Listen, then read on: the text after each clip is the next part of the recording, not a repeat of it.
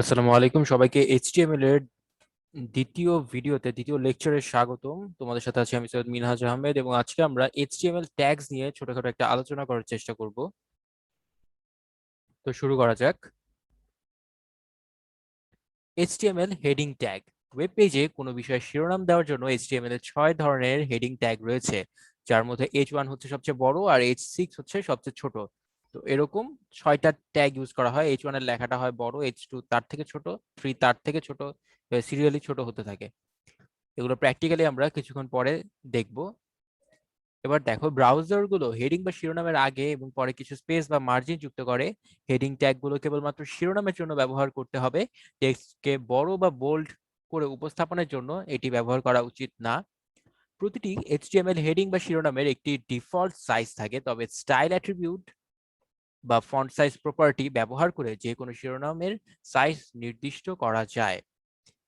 এই H1 থেকে H6 ট্যাগের অ্যাট্রিবিউটস গুলো হচ্ছে অ্যালাইন, আর এই ক্ষেত্রে value left right centre justify এরকম করে দিলে তারা অনেক সময় লেখাটা বামে দেয়, নাহলে ডানে দেয়, যেটা লিখবো সেই ওয়াইজ তারা ওয়েব পেজে শো করবে।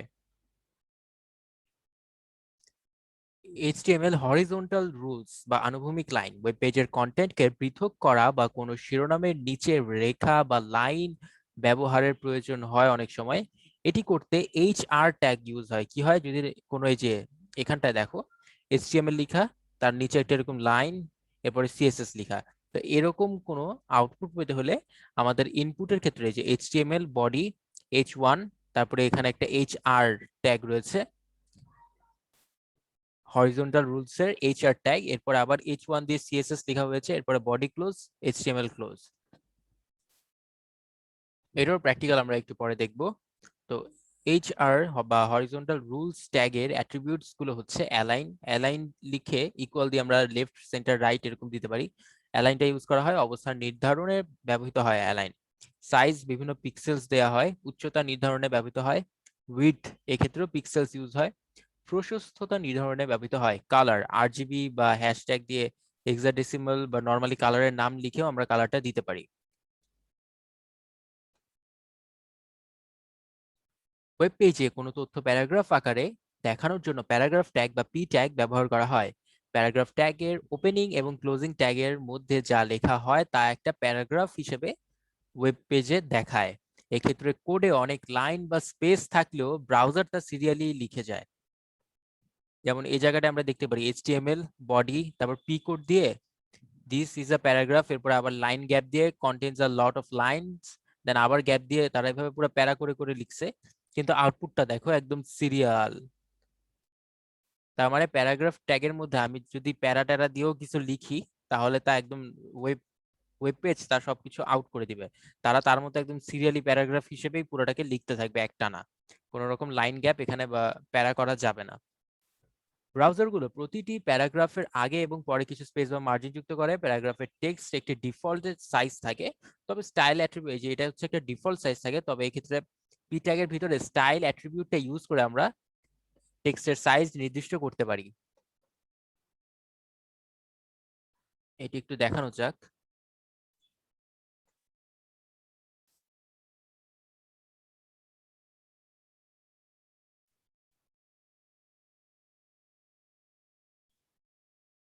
এখানে আমরা এখন কোডটা লিখবো। এখানে দিলাম H1, ট্যাগ ক্লোজ করলাম, আর এখানে লিখলাম ইওর মেন্টর।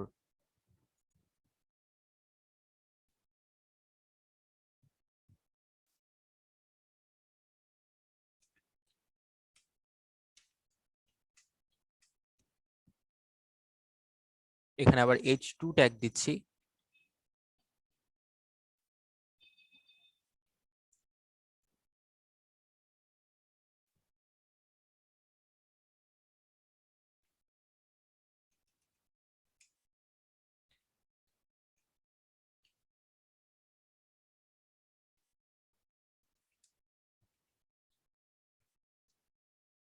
H4 ট্যাগ, এরপরে H5 ট্যাগ দিব।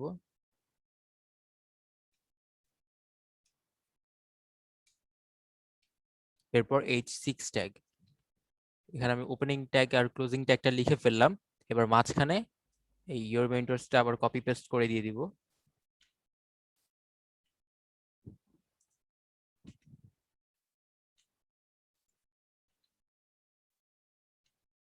এবার যদি আমরা এটাকে সেভ করি, সেভ করার পরে এই যে এই পেজটাতে এখন আমরা এটার একটা আউটপুট দেখতে পাবো।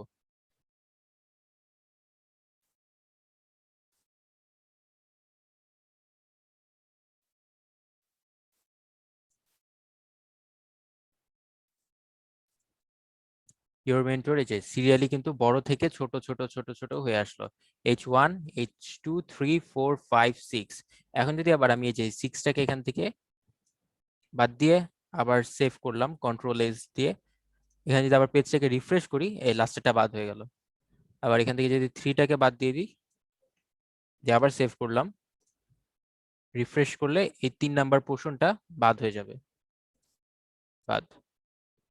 এই এরপর আমরা যেটা দেখেছিলাম সেটা ছিল হচ্ছে পি ট্যাগ। পি ট্যাগের ক্ষেত্রে যেমন, বা প্যারাগ্রাফ ট্যাগ যেটা ছিল, এই যে পি দিলাম, পি ট্যাগ। এবার পি ট্যাগের মধ্যে কিছু একটা লিখি। দেখা গেল নর্মাল যদি কোনো কিছু এখান থেকে কপি পেস্ট মেরে দিই, সামথিং অ্যাবাউট কাও।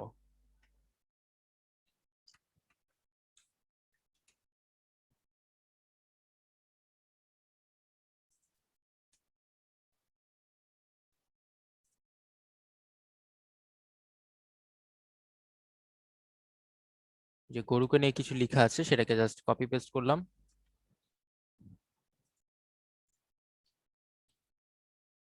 এবার এটাকে যদি আমি সেভ করি, আমরা আমাদের আউটপুটটা পাবো এরকম। কিন্তু এই জায়গায় যদি আমি কোনো লাইনের মধ্যে যে এন্টার দিয়ে গ্যাপ করলাম, আবার এই অফের পরে আবার অনেকগুলা ডিস্টেন্সে যেরকম 4-5 লাইন গ্যাপ দিলাম, স্পেস দিয়ে দিয়ে এন্টার দিয়ে দিয়ে আবার গ্যাপ করলাম,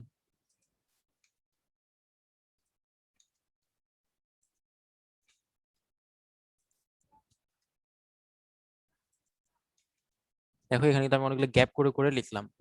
কিন্তু এই গ্যাপ করার পরেও যদি আমি সেভ করে রিফ্রেশ করি, লেখা সেমই থাকবে, কোনো কিছু চেঞ্জ হবে না। বড় করে দেখালে লেখা সেম, চেঞ্জ হবে না। এখন যদি আমার কোনো কিছু এরকম প্যারা প্যারা করে লিখতে হয় তাহলে কি করতে হবে, এদের মাঝে একটা ওই যে হরিজন্টাল রুলস, HR একটা ট্যাগ দিয়ে দিতে হবে। এখানে একটা HR ট্যাগ দিয়ে দিলাম, প্রত্যেকটার মাঝখানে একটা একটা করে HR ট্যাগ দিয়ে দিচ্ছি। 3টা HR ট্যাগ দিলাম। এবার এটাকে আবার সেভ করলাম, সেভ করার পরে যদি রিফ্রেশ করি, 3টা লাইনের নিচে আবার এরকম হয়ে গেল, দাগ হয়ে গেল। হরিজন্টাল রুলস দিয়ে আমরা দাগের কথাটা জেনেছিলাম, তো এরকম দাগ হয়ে গেল। এবার আরেকটা কি করা যায়, BR, এটা পরে আমরা জানতে পারবো, কিন্তু BR ট্যাগটা ইউজ করা হয় ব্রেক, লাইন ব্রেক করার ক্ষেত্রে। আমরা যদি প্যারা করে আবার কিছু লিখতে যাই তো সেক্ষেত্রে BR ট্যাগটা ইউজ হয়। এখানে জাস্ট H এর জায়গায় B দিয়ে দিই, দিয়ে সেভ করলাম। এবার যদি পেজটাকে রিফ্রেশ করি, এই যে এই লাইনটা আসলো, লাইন ব্রেক, এরপর আবার এর লাইন, লাইন ব্রেক, আবার এর লাইন। পরে বাকিগুলোতে কোনো BR ট্যাগ ইউজ করা হয় নাই, যার কারণে এগুলো পুরোটা সিরিয়ালি আসলো। আশা করি এই জিনিসটা তোমরা বুঝতে পেরেছো।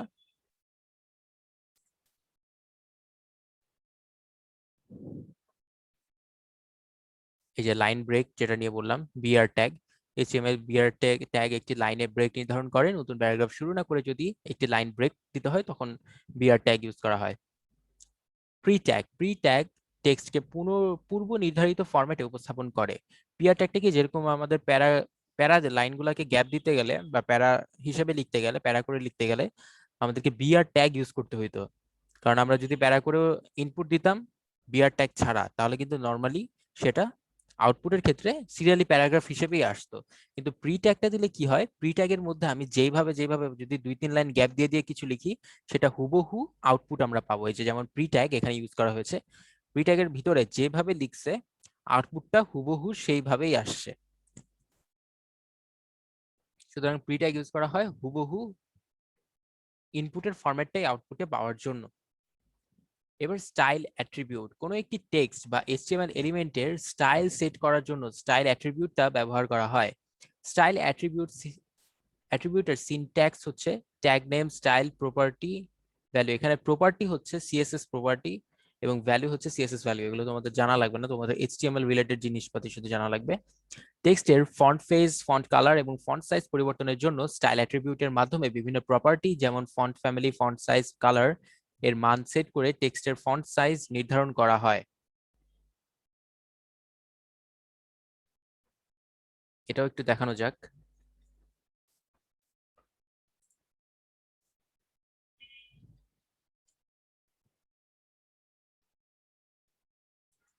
এখানে যদি H1 দিয়ে কিছু লিখি,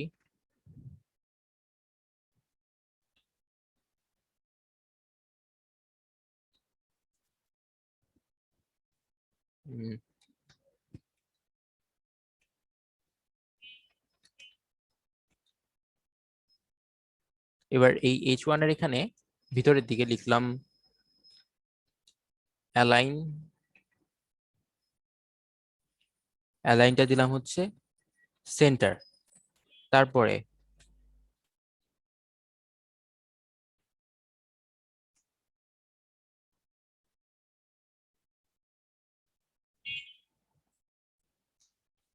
কালার দিলাম অরেঞ্জ।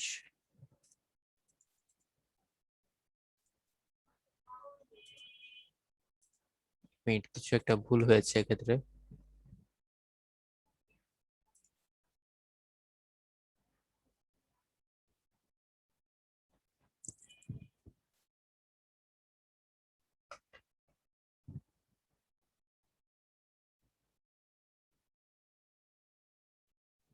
আমাদেরকে তো স্টাইল অ্যাট্রিবিউট ইউজ করতে হবে, এক্ষেত্রে আমি স্টাইল অ্যাট্রিবিউট ইউজ করি।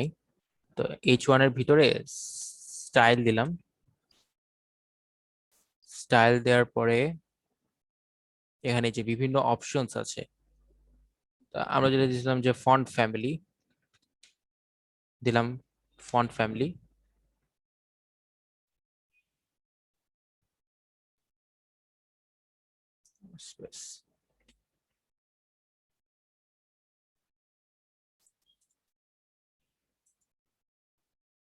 এই যে এটা হচ্ছে ফন্ট মনোস্পেস, যে ফন্টটা সিলেক্ট করছি ওই ফন্ট ওয়াইজ লেখাটা আসছে। এবার আমরা এখানে কালার দিব।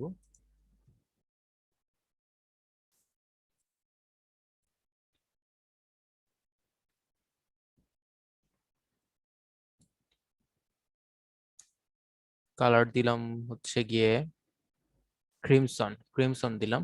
তারপরে সেভ যদি করি,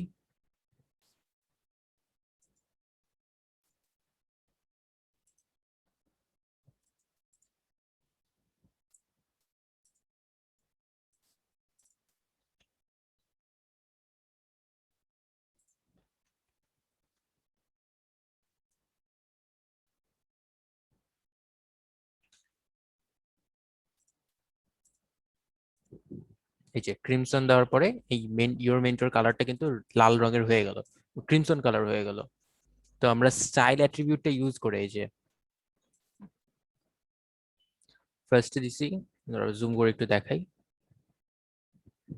এই যে ফার্স্টে দিছি H1 এর পরে এখানে স্টাইল, স্টাইল ট্যাগ দেওয়ার পরে ইচ্ছা মতো একটা ফন্ট চুজ করছি, ফন্ট ফ্যামিলি দিয়ে মনোস্পেস ফন্টটা সিলেক্ট করছি। এরপরে কালার দিয়ে ক্রিমসন কালার সিলেক্ট করে এই যে ইনভাইটেডটা দিয়ে কোড শেষ করছি। কোড শেষ করার পরে ইওর মেন্টর দিয়ে আবার H1 ট্যাগ ক্লোজ। এটা কি, এটারই আউটপুট হিসেবে আমরা এই জিনিসটা পেলাম। আশা করি বুঝতে পেরেছো।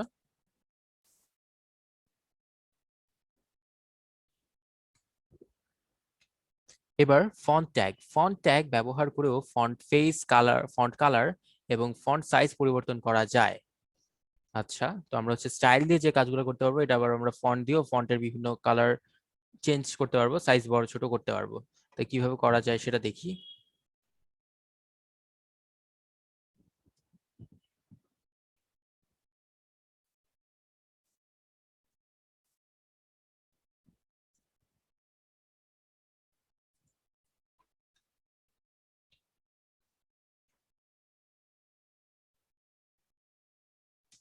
এখানে দিলাম H1, H1 দেওয়ার পর এখানে দিলাম ফন্ট।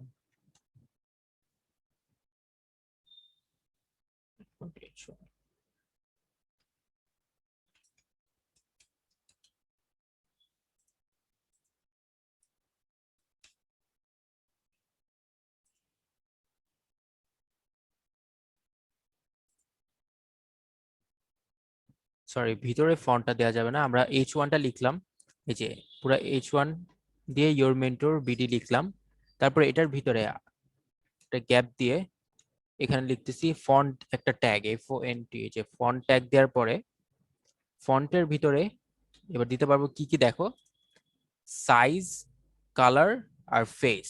তাহলে আমরা এখন এখানে সাইজ যদি দিই,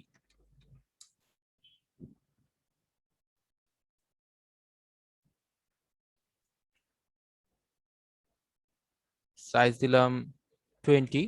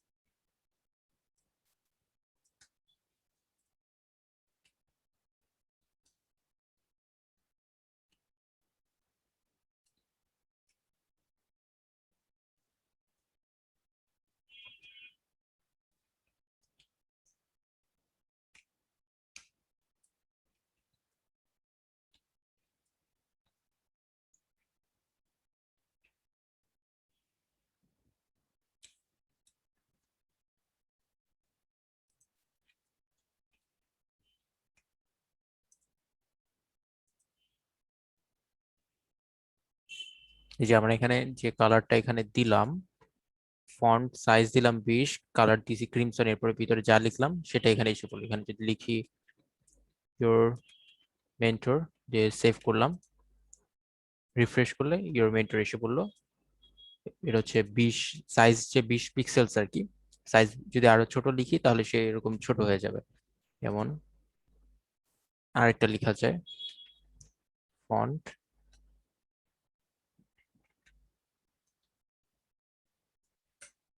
সাইজ দিলাম 15, এরপরে colour green, your mentor, save. এবার দেখো, রিফ্রেশ করলে ইওর মেন্টর, ইওর মেন্টর, এখন এটা পাশাপাশি এসে বললো কারণ আমরা পরপর লিখছি, কোনো ব্রেক দিই নাই। এখন যদি এই জায়গাতে একটা বিআর ট্যাগ ইউজ করে দিই, বিআর, পরপর এসে বললো, ব্রেক হয়ে গেল লাইনটা। তো আশা করি তোমরা বুঝতে পেরেছো। এবার আমরা আমাদের স্লাইডসে চলে যাই। HTML ফরম্যাটিং ট্যাগ, উপরে তোমরা দেখে, আগেরবার তোমরা আগের স্লাইডগুলোতে তোমরা দেখেছো স্টাইল অ্যাট্রিবিউটের সাহায্যে টেক্সট বা HTML এলিমেন্টের ফরম্যাটিং বা স্টাইল সেট করা যায়। স্টাইল অ্যাট্রিবিউট ব্যতীত HTML এ বিশেষ কিছু ফরম্যাটিং ট্যাগ রয়েছে যাদের প্রত্যেকটির একটি নির্দিষ্ট অর্থ রয়েছে। টেক্সটকে বিভিন্ন ফরম্যাটে দেখানোর জন্য যে সকল ট্যাগ ব্যবহার করা হয় তাদেরকে ফরম্যাটিং ট্যাগ বলে। টেক্সটকে বিভিন্ন ফরম্যাটে দেখানোর জন্য যে সকল ট্যাগ ইউজ করা হয় সেগুলোকে ফরম্যাটিং ট্যাগ বলে। একটি টেক্সটকে যে ফরম্যাটে দেখাতে হবে সেই ফরম্যাটিং ট্যাগের ওপেনিং এবং ক্লোজিং ট্যাগের মধ্যে লিখতে হয়। নিচে বিভিন্ন ফরম্যাটিং ট্যাগ দেখানো হলো। স্মল, স্মল ট্যাগটা ইউজ করা হয় কেন? একটি টেক্সটকে পার্শ্ববর্তী টেক্সটের চেয়ে ছোট দেখানোর জন্য। বিগ ইউজ করা হয় পার্শ্ববর্তী টেক্সটের চেয়ে বড় দেখাতে। আর এই বি ইউজ করা হয় মোটা বা বোল্ড করতে। স্ট্রং, এটা হচ্ছে টেক্সটটা যে গুরুত্বপূর্ণ সেটা বোঝাতে স্ট্রং ইউজ করা হয়। আই দিয়ে ইটালিক, এম দিয়ে টেক্সটকে ইটালিক বা বাঁকা এবং গুরুত্ব আরোপ করতে। এগুলো প্রত্যেকটা আমরা কোড লিখে লিখে ট্রাই করে দেখবো আদৌ কিভাবে সেটা কাজ করে। ইউ দিয়ে আন্ডারলাইন বোঝায়। ডেল দিয়ে মুছে ফেলা বা প্রতিস্থাপন করা এমন টেক্সটকে দেখাতে ব্যবহৃত করা হয়। স্ট্রাইক, লাইনটাকে কেটে দিতে ইউজ করা হয়। সাব, টেক্সটটাকে সাবস্ক্রিপ্ট করতে। আর সাব, টেক্সটটাকে সুপারস্ক্রিপ্ট করতে। ব্রাউজারগুলো স্ট্রং ট্যাগকে বোল্ড হিসাবে এবং ইএম ট্যাগকে আই হিসেবে প্রদর্শন করে। যাই হোক, এই ট্যাগগুলো ব্রাউজারে আউটপুট কোনো পার্থক্য নেই, তবে অর্থের পার্থক্য রয়েছে। দেখ, আমরা এই যে প্রত্যেকটা কোড লিখে দেখবো, এটা হচ্ছে ইনপুট আর এটা হচ্ছে আউটপুট।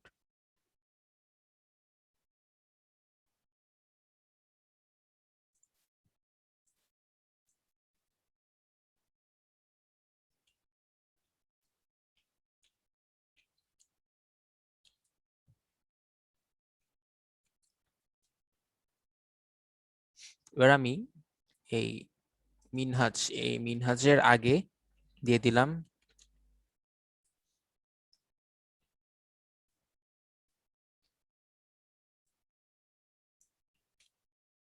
স্মলের মধ্যে মিনহাজ ওয়ার্ডটা দিয়ে দিলাম। তারপরে আবার বাকি লেখা লিখতেছি, ওয়েলকাম টু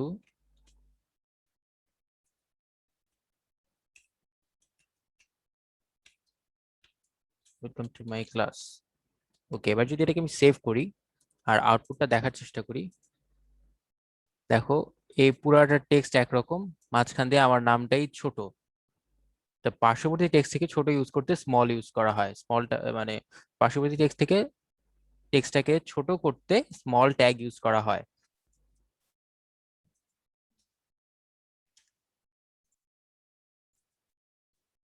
এই দেখো, বাকিগুলো লেটার থেকে কিন্তু এটা একটু শর্ট। এবার বিগ ট্যাগটা ইউজ করব। এই একই জায়গায় যদি বিগ ইউজ করি তাহলে কি হয় দেখি।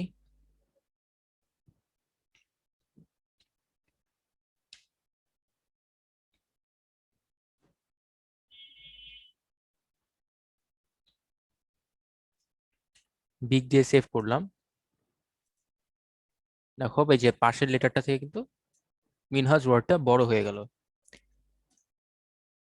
তারপর এখানে আরো কয়েকটা ট্যাগের কথা বলা হয়েছিল, যে যে ট্যাগগুলো বলা হয়েছে সেগুলো করে দেখবো। বোল্ড, বোল্ডের ক্ষেত্রে শুধু বি ট্যাগ। আচ্ছা, এখানে এবার শুধু বি দিয়ে দেখলাম।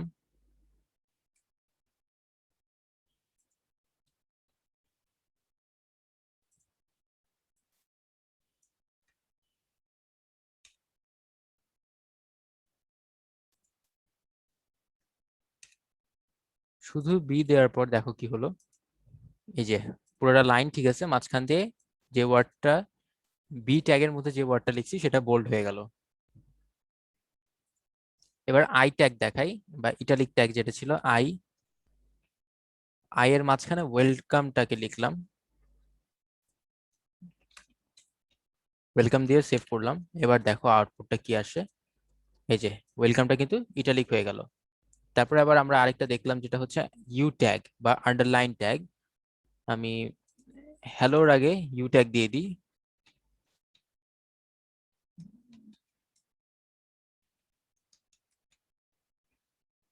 এবার এটাকে সেভ করলাম। দেখো হ্যালোর নিচে একটা আন্ডারলাইন হোপফুলি এসে পড়বে, এই যে এসে পড়লো।